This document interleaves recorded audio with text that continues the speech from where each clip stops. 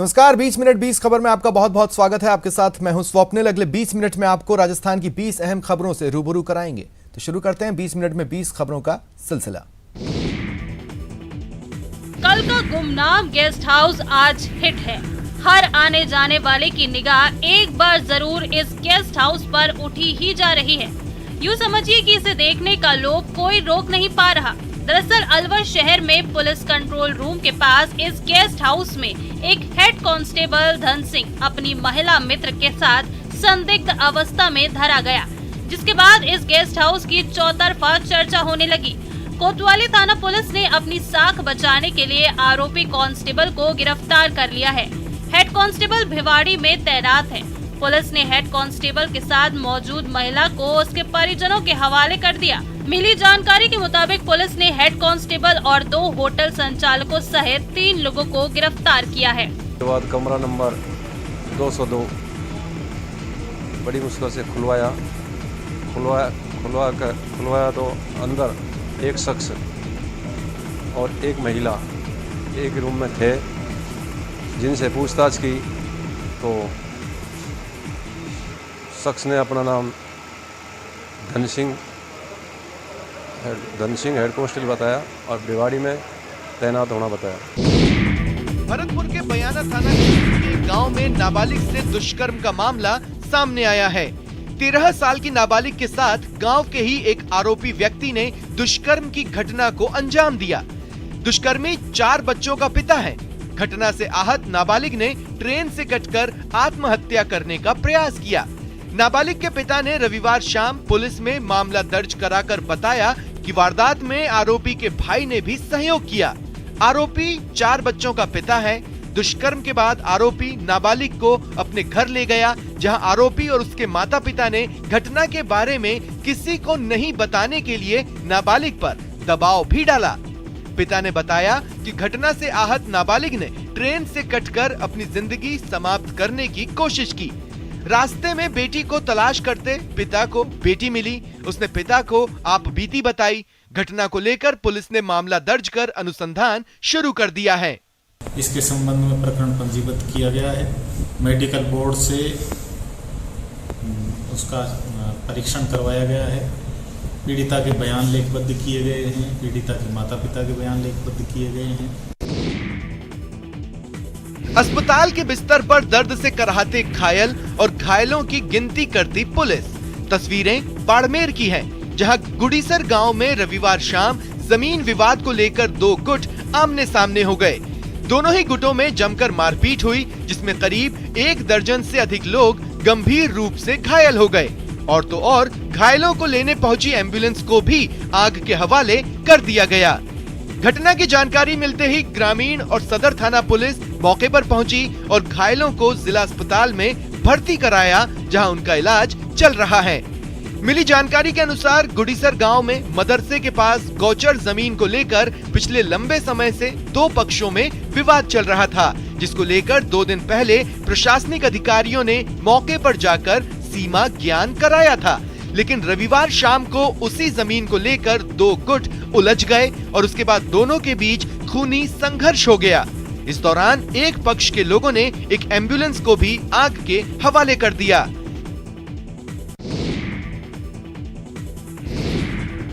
ये वो दुर्गेश है जिसकी तलाश में उसका पति दर-दर की खाक छानने को मजबूर है। मामला भरतपुर जिले के बयाना थाना क्षेत्र के गांव बरखेड़ा का है। यहाँ एक विवाहित दुर्गेश के अपहरण का मामला सामने आया। महिला के पति ने अपने ही सगे भतीजे पर अपनी पत्नी का अपहरण कर भगा ले जाने का आरोप लगाया है। पीड़ित राजू ने बयाना थाने में मामला दर्ज कराया कि उसका भतीजा 5 अप्रैल को उसकी पत्नी दुर्गेश का अपहरण कर भगा ले गया। सोमवार को पीड़ित राजू अपने ससुराली जनों के साथ फिर थाने पहुंचा और अपनी पत्नी को दस्तयाब करने के लिए पुलिस से गुहार लगाई। पुलिस का कहना है कि मामले में जांच की जा रही है। जल्द ही महिला को दस्तयाब कर लिया जाएगा।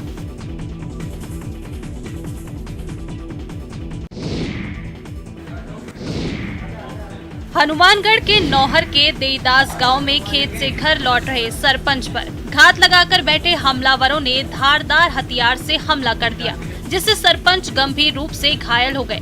मिली जानकारी के मुताबिक सरपंच राजेंद्र न्योल सुबह अपने खेत में बनी गैस एजेंसी से वापस खाना खाने अपने घर लौट रहे थे कि रास्ते में रंजिश रखने वाले कुछ लोगों ने धारदार हथियारों से सरपंच पर हमला कर दिया। हमला करने का आरोप ग्राम पंचायत के पूर्व सरपंच और उसके पुत्रों पर है। मामा जी जो कि ग्राम पंचायत देईदास के सरपंच हैं, वो आज सुबह सुबह अपने खेत से घर खाना खाने के लिए आ रहे थे, तो तभी कुछ अज्ञात हमलावरों ने जो कि घात लगाकर बैठे थे वहाँ पे, उन्होंने मामा जी के ऊपर मतलब हमला किया तलवारों से, जिसके कारण उनकी स्थिति बड़ी गंभीर बनी हुई है। जख्मी हालत में सरपंच को तुरंत नौहर राजकीय अस्पताल ले जाया गया, जहां से उन्हें जिला अस्पताल रेफर किया गया। घटना की सूचना मिलने के बाद बड़ी संख्या में ग्रामीण मौके पर जुट गए। आक्रोशित ग्रामीणों ने नौहर रावतसर मार्ग को जाम कर नारेबाजी की। ग्रामीणों ने आरोपियों की तुरंत गिरफ्तारी की मांग की। नौहर पुलिस ने जांच शुरू कर दी है। पूरे शरीर पर कट के जगह जगह गहरे घाव धारदार हथियार से लगे हुए नजर आ रहे हैं। बाकी स्थिति डॉक्टरों के बताए अनुसार गंभीर बनी हुई है।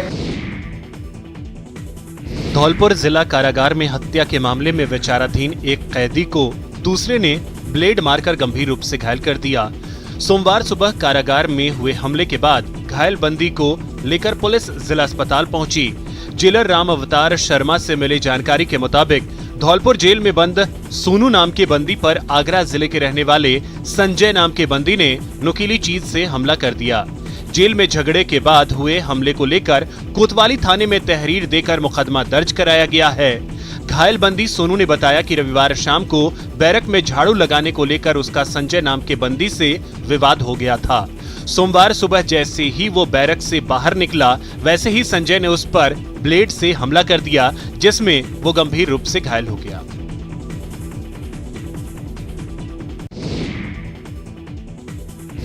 तीन चोर आए, रेकी की और वारदात को अंजाम देकर धूल झाड़ते हुए निकल गए।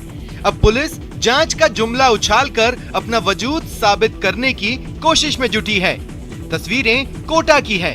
पिपलदा विधानसभा के सुल्तानपुर में बढ़ती चोरी की वारदातों के कारण लोगों में नाराजगी है। यहां पर चोरों ने एक साथ 5 दुकानों के ताले तोड़ दिए। जिन दुकानों के ताले तोड़े गए, उनके गल्लों में रखे हजारों रुपए की नकदी समेत दूसरे सामान चुराकर चोर फरार हो गए। बताया जा रहा है कि चोरों ने 5 दुकानों को निशाना बनाते हुए हजारों रुपए की नकदी, सोने चांदी के सिक्के समेत कई कीमती सामान गायब कर दिए। खास बात यह है कि चोर तो फरार हो गए, लेकिन उनकी करतूत पास में लगे सीसीटीवी कैमरे में रिकॉर्ड हो गई। इस मामले में पीड़ित दुकानदार की ओर से पुलिस में रिपोर्ट लिखवाई गई है। दूसरी जगहों की तरह यहां भी चोरों ने सरियों की मदद से 5 दुकानों के शटर को ऊंचा किया, उसके अंदर दाखिल हुए और फिर बड़े आराम से चोरी की वारदात को अंजाम देकर निकल गए। मेवाड़ इलाके में चांदी की तस्करी जोरों पर है। चांदी तस्करी के तार गुजरात से जुड़े बताए जा रहे हैं। मेवाड़ के डूंगरपुर और उदयपुर जिले में 3 दिन में करीब 25 क्विंटल से चांदी के जेवर और सिल्लियां पकड़ी गई हैं। यह चांदी प्राइवेट बस में ले जाई जा रही थी। दोनों जिलों में जब्त की गई चांदी का बाजार मूल्य करोड़ों रुपए में है। पुलिस दोनों मामलों की जांच में जुटी है। हैरत की बात यह है कि 3 दिन में एक ही बस से दूसरी बार चांदी की तस्करी की जा रही थी। मिली जानकारी के मुताबिक डूंगरपुर जिले में बिछीवाड़ा थाना पुलिस ने रविवार को बड़ी कार्रवाई कर आगरा से गुजरात जा रही एक बस से 1321 किलो से ज्यादा की चांदी पकड़ी। ये चांदी बस में तहखाना बनाकर भरी हुई थी। पुलिस ने बस को जब्त कर लिया है, लेकिन चांदी किसकी है इसका अभी तक पता नहीं लग सका है। सघन तलाशी ली गई तो उसमें कुल 1321 किलोग्राम चांदी और 173 किलोग्राम मोती जो मंगलसूत्र माला बनाने में काम आते हैं, 202 किलो जो है नग ज्वेलर्स होते हैं ना, स्टोन्स, जेम्स स्टोन, वो बरामद हुए। अग्निकांड की भेंट चढ़ी कार की यह हालत बता रही है कि हादसा कितना भयानक रहा होगा। दिल दहला देने वाली ये तस्वीर 12 से सामने आई है। यहाँ नेशनल हाईवे 27 पर एक चलती कार में अचानक आग लग गई। जब तक लोग कुछ समझ पाते, तब तक उनकी नजर कार में लपटों से घिरे एक शख्स पर गई, जो जान लेने पर आमदा लपटों से अपनी जान बचाने के लिए हर उपाय कर रहा था, लेकिन आग के आगे उसकी एक नहीं चल रही थी। कुछ ही देर में कार के अंदर मौजूद शख्स की झुलसकर मौत हो गई। बताया जा रहा है कि बाईपास पर गजनपुरा स्थित हाड़ोती पैनारमा के पास एक सीएनजी फिटेड कार में आग लग गई। आसपास मौजूद लोगों ने कार के अंदर एक शख्स लपटों से झुलसते हुए भी देखा, लेकिन जब तक कुछ कर पाते लपलपाती लपटों ने उसको पूरी तरह अपनी गिरफ्त में ले लिया। इस हादसे की खबर मिलते ही फायर ब्रिगेड की टीम मौके पर पहुंच गई। फायर ब्रिगेड की टीम ने कार में लगी आग तो बुझा दी। सीकर शहर में धोद चौराहे पर सोमवार को एक तेज रफ्तार निजी बस ने दो बाइक को टक्कर मार दी। हादसा इतना भीषण था कि एक बाइक पर सवार मां बेटे की मौके पर ही मौत हो गई, जबकि दूसरी बाइक पर सवार एक युवक गंभीर रूप से घायल हो गया, जिसे प्राथमिक उपचार के बाद जयपुर रेफर किया गया है। सूचना पर पहुंची पुलिस ने दुर्घटनाग्रस्त वाहनों को जब्त कर मामले की जांच शुरू कर दी है। सदर पुलिस थाने के मदन लाल ने बताया कि हादसा धोद चौराहे से पालवास चौराहे के बीच हुआ, जहां एक निजी बस जयपुर से बीकानेर की ओर जा रही थी। इसी बीच राजकनक होटल के पास एक बाइक दूसरी दिशा से आती दिखी, जिसे बचाने की कोशिश करते हुए बस उस बाइक से टकरा गई। बाद में सड़क में कंवरपुरा रोड निवासी मनदेवी, उसके बेटे पप्पू कुमावत की मौके पर ही मौत हो गई। दूसरी बाइक पर सवार हजारी लाल कुमावत गंभीर रूप से घायल हो गया। हताहतों को 108 एम्बुलेंस की मदद से एसके अस्पताल ले जाया गया, जहां दोनों मां बेटे को चिकित्सकों ने मृत घोषित कर दिया, जबकि प्राथमिक उपचार के बाद हजारी लाल को जयपुर रेफर किया गया। 12 के छबड़ा में रविवार रात एक कपड़ा व्यवसायी के घर एक दर्जन बदमाश घुस गए और परिवार के लोगों को एक कमरे में बंद करके डकैती का प्रयास करने लगे। तभी घर के अंदर मौजूद लोग चीखने चिल्लाने लगे, जिससे बदमाश घबराकर भागने लगे। मकान में मौजूद लोगों ने बदमाशों का पीछा किया, लेकिन बदमाश परिजनों पर पथराव करने लगा। कल रात को ना 2:55 पे इसका फोन आया कि मेरे कमरे के बाहर कोई ना मेरा दरवाज़ा खोल रहा है। तो मैं जैसे ही उठा तो मेरे कमरे के बाहर से एक आदमी जा रहा था ऊपर की तरफ। तो मैंने जैसे चिल्लाना शुरू करा तो 8 आदमी ऊपर से धड़ाधड़ नीचे भागे। इसके बाद परिजनों ने इसकी सूचना पुलिस को दी। पुलिस ने बदमाशों का पीछा किया, लेकिन तब तक बदमाश फरार हो गए। गौरतलब है कि 3 महीने पूर्व भी इसी मकान के पास आधा दर्जन बदमाशों ने शशि माहेश्वरी के मकान पर धावा बोलकर मुनिम को बंधक बनाकर लाखों की लूट कर डाली थी। उदयपुर चिंतन शिविर से पहले कांग्रेस के लिए एक और अच्छी खबर है। पार्टी में संगठन चुनाव की टाइमलाइन तय कर ली गई है। संगठन की मजबूती को 2023 के विधानसभा चुनाव के लिहाज से काफी महत्वपूर्ण माना जा रहा है। इस प्रक्रिया के तहत पहले हम लोगों ने मेंबरशिप ड्राइव चलाया। अब जो नीचे के लेवल पे, बूथ के लेवल पर, ब्लॉक के लेवल पे जो इलेक्शंस होते वो होंगे। उसके बाद जुलाई अंत आते आते हम जिला अध्यक्ष वगैरह सब दे देंगे। संगठन के चुनाव में पार्टी अपनी एकजुटता दिखाने का भी दम भर रही है। दावा है कि पार्टी एकजुट है और सभी मिलकर 2023 की जंग में बीजेपी को टक्कर देंगे। आपको बता दें कि कांग्रेस में पिछले 2 साल से संगठन चुनाव का इंतजार हो रहा है। 2020 में पार्टी में आया संकट अब टलने के दावे किए जा रहे हैं। सियासी जानकारों के मुताबिक उदयपुर के चिंतन शिविर में कांग्रेस अपने मजबूत किले राजस्थान को बचाने के लिए खास संदेश देगी, जिसके पहले संगठन की मजबूती का संदेश जरूर है। अलवर में तिजारा फाटक फ्लाईओवर पर 11 जनवरी की रात लहूलुहान मिली मुकबधीर नाबालिग मामले में पुलिस ने 117 दिन बाद खुलासा किया है। अलवर पुलिस ने ये माना है कि मुकबधीर बच्ची के साथ रेप नहीं हुआ और वो सड़क हादसे का शिकार हुई। अब तक नाबालिग का अस्पताल में इलाज चल रहा है। पुलिस के खुलासे के बाद लोगों में खासा आक्रोश है। बालिका को न्याय दिलाने के लिए गठित संघर्ष समिति ने सोमवार को शहीद स्मारक पर धरना दिया। ये बलात्कार नहीं है, ये दुर्घटना है। तो मैं एसपी महोदय से पूछना चाहते हैं, ये दुर्घटना है कैसे? मैं स्वयं खड़ा होता हूँ, मैं मेरे घर वाले को खड़ा करता हूँ। अगर इस तरह का एक्सीडेंट हो जाए तो मैं मान जाऊंगा, अन्यथा मैं इस चीज को मानता नहीं कि ये एक्सीडेंट है। आपको बताते चलें कि मुख्यमंत्री ने करीब 2 महीने पहले ही विधानसभा में कह दिया था कि अलवर में तिजारा फाटक पुलिया पर नाबालिग से रेप नहीं बल्कि एक्सीडेंट हुआ है। इसके बाद भी पुलिस ने मामले का खुलासा करने में करीब 2 महीने और लगा दिए, जबकि पहले दिन घटनास्थल पर एसपी तेजस्विनी गौतम ने कहा था कि प्रथम दृष्टया यह सेक्सुअल असॉल्ट लगता है। उसके बाद एसपी ने अपने बयान पलट दिए थे।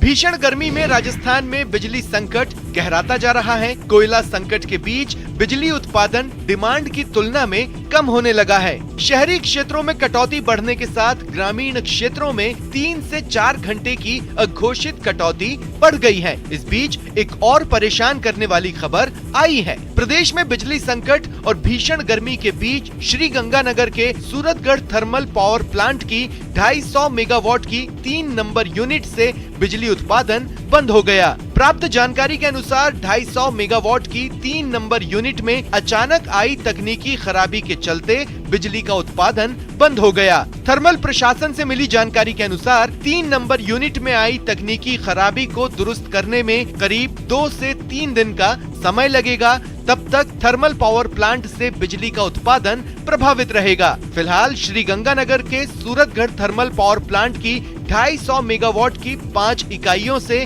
1250 मेगावाट बिजली का उत्पादन हो रहा है। साथ ही थर्मल पावर प्लांट में लगभग 90,000 टन कोयले का स्टॉक उपलब्ध है। वहीं आवश्यकता अनुसार सप्लाई भी मिल रही है। चूरू के सादुलपुर में नगरपालिका में लगने वाला प्रशासन शहरों के संग अभियान महज खाना पूर्ति नजर आया, जिसको लेकर लोगों में भी रोष देखा गया।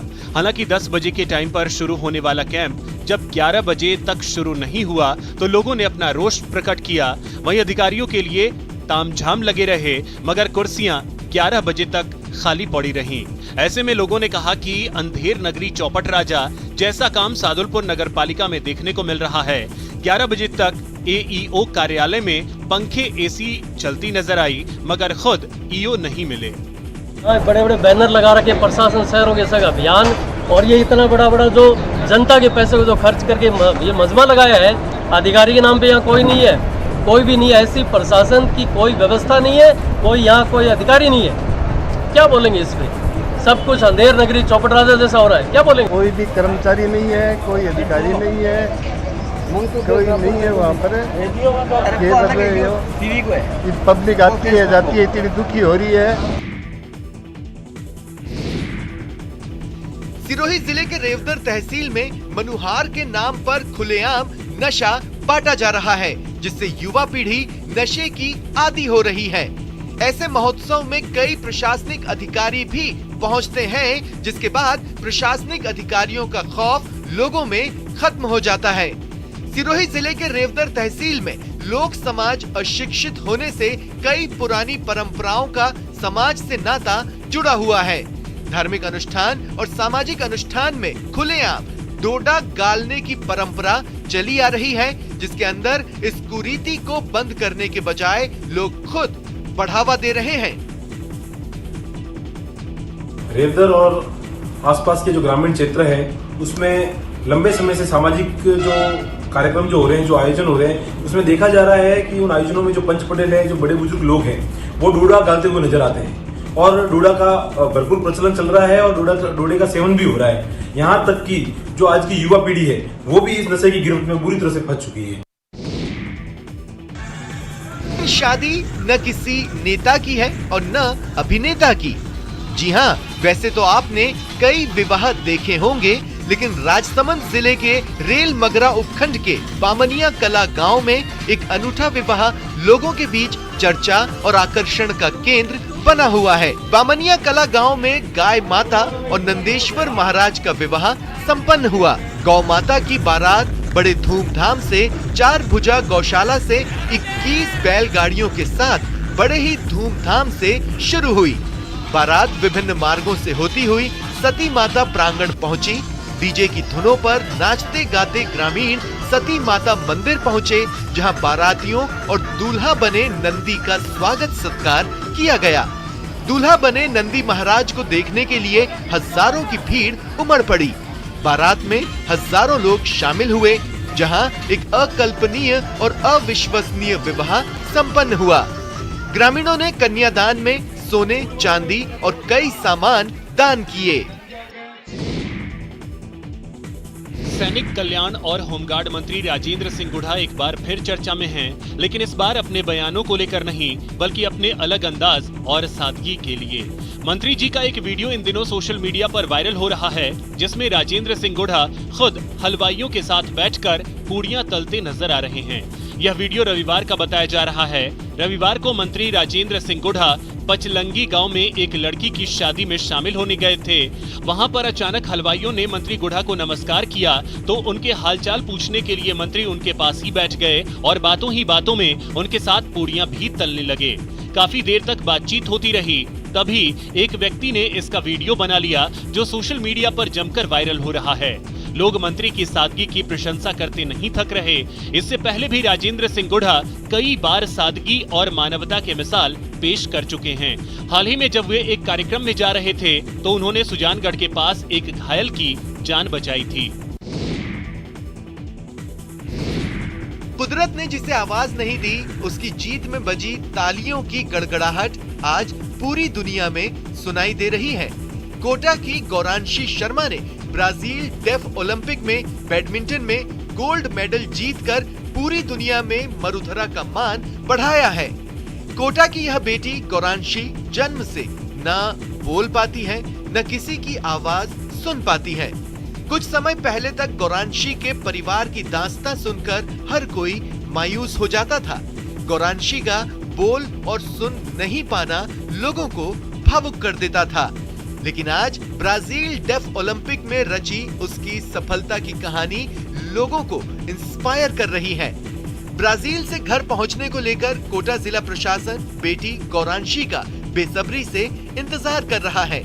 गौरांशी के भव्य स्वागत समारोह की तैयारियां उसकी सफलता के साथ शुरू हो गई है। गौरांशी की ओर से ब्राजील में डेफ ओलंपिक में गोल्ड मेडल जीतना हर किसी के चेहरे पर मुस्कान बिखेर रहा है। रामगंज मंडी में जश्न का माहौल है, खुशियां मनाई जा रही हैं, परिवार के लोगों को शुभकामनाएं देने वालों का तांता सा लग गया है। ईस्टर्न राजस्थान कैनल प्रोजेक्ट को राष्ट्रीय परियोजना घोषित करवाने की मांग जोर पकड़ने लगी है। इसके लिए अनूठे अंदाज में जन जागरूकता अभियान चलाए जा रहे हैं। दौसा सहित पूर्वी राजस्थान में इन दिनों ERCP से जुड़े लोकगीत बनाए गए हैं और ये लोकगीत अब सोशल मीडिया के माध्यम से जन जन तक पहुंचाए जा रहे हैं, ताकि लोगों में ERCP को लेकर जागरूकता आए और लोग अपने अपने तरीके से ERCP को राष्ट्रीय परियोजना घोषित करवाने की मांग करें।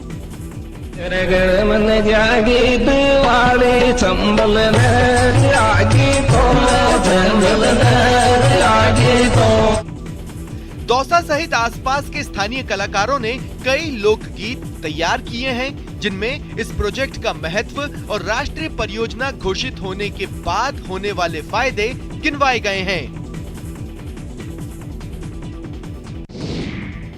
फिलहाल इतना ही। नमस्कार।